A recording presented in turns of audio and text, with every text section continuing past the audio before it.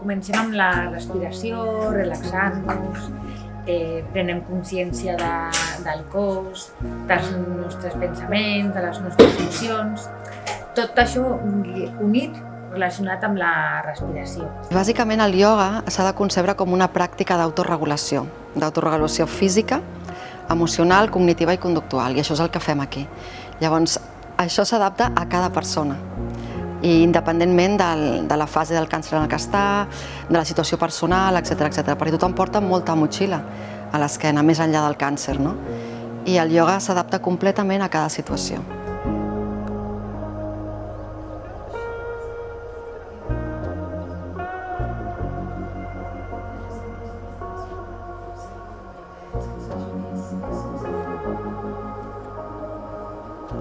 Observa les diferències entre un estat i l'altre.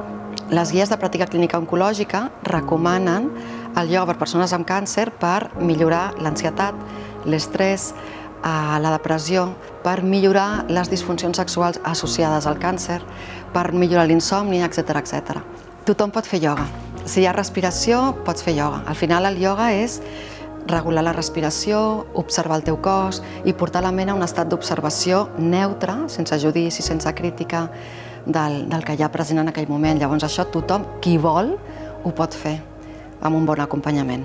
En cada respiració, com diuen els mentors, en cada respiració marxa un núvol i la veritat és que calma i guia molt. Però també físicament ajuda molt, perquè si surts d'una operació, d'un tractament, estàs molt rígida, tens poc equilibri i aquest exercici tan pausat i tan guiat ajuda molt. Ens juntem unes quantes a classe i et relaciones, o sigui, és molt positiu tot, és molt positiu. Jo l'animaria a totes.